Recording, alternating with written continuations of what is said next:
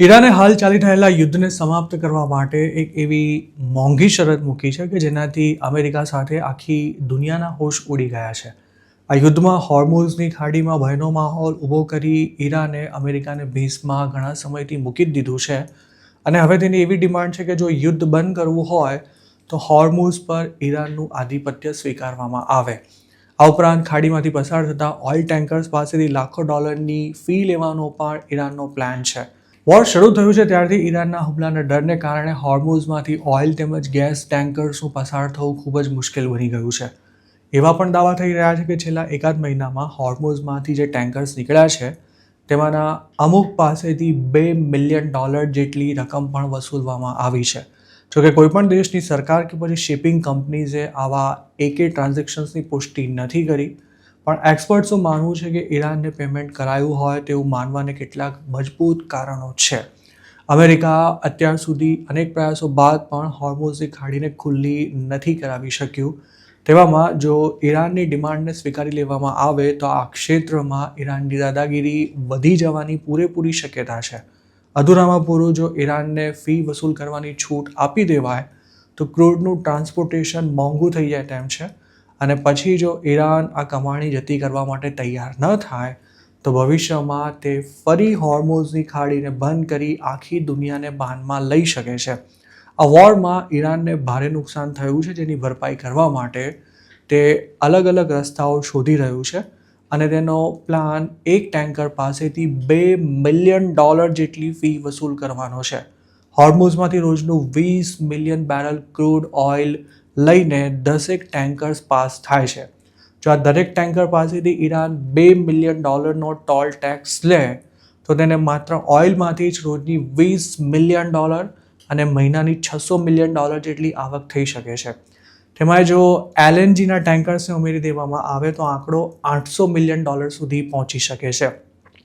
જો ઈરાનને તેની મંજૂરી મળી જાય તો 2024માં તે ક્રૂડની એક્સપોર્ટ કરીને એક મહિનામાં જેટલી એવરેજ આવક મેળવતું હતું તેની 20% આવક માત્ર આ ફી મારફતે જ મેળવી શકાય તેમ છે.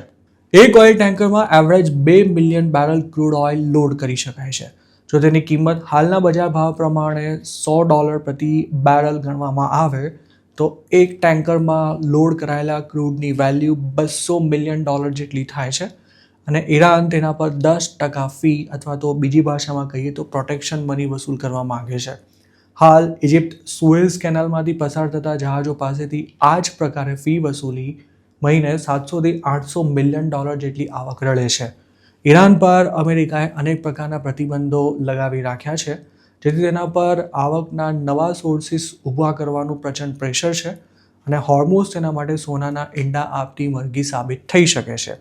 હોર્મુઝની ખાડીમાં ઈરાન અને ઓમાન બંનેના કાયદા લાગુ પડે છે અને તેનો ઉપયોગ ઇન્ટરનેશનલ નેવિગેશન માટે થાય છે. જોકે હોર્મુઝની ખાડી આંતરરાષ્ટ્રીય જળ વિસ્તારમાં સમાવિષ્ટ હોવાને કારણે કોઈપણ દેશ તેનો ઉપયોગ કરી શકે છે. તેના માટેના કાયદા પણ UN કન્વેન્શનમાં બન્યા હતા, પરંતુ ઈરાન કે પછી અમેરિકા તેમાં પાર્ટી ન હોવાથી આ વાતનું બહાનું કાઢી ઈરાન આંતરરાષ્ટ્રીય કાયદો માનવાનો ઇનકાર પણ કરી શકે છે. ઈરાન બિનશરતી શરણાગતિ નહીં સ્વીકારે ત્યાં સુધી યુદ્ધ બંધ નહીં થાય તેવી વાતો કરેલા ટ્રમ્પ હવે પોતાનો ટોન બદલતા એવું કહી રહ્યા છે કે અમેરિકા અને ઈરાન વચ્ચે વાતચીત ચાલુ છે. તેઓ કોઈ ભેદી કારણોસર ઈરાનને અપાયેલી ડેડલાઇન પણ એક્સટેન્ડ કરી રહ્યા છે. તો બીજી તરફ અમુક રિપોર્ટ્સમાં એવો દાવો કરવામાં આવી રહ્યો છે કે ઈરાનના ડ્રોન અમેરિકા પર ભારે પડી રહ્યા હોય તેવો ઘાટ સર્જાયો છે.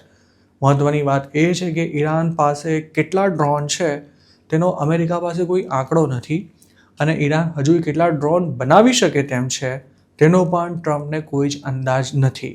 ઈરાનના આ સસ્તા ડ્રોનને તોડી પાડવા માટે અમેરિકા અને ગલ્ફ દેશોને લાખો ડોલરની ટોમહોક મિસાઇલ્સ છોડવી પડે છે.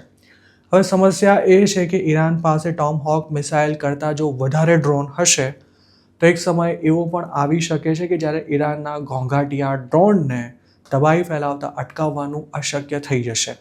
ટ્રમ્પને પણ હવે કદાચ એ વાતનું ભાન થઈ રહ્યું છે કે ઈરાનને ઓછામાં આંકી તેમણે મોટી ભૂલ કરી નાખી છે, પણ તેમની આ ભૂલની સજા હવે આખી દુનિયાને ભોગવવી પડી રહી છે.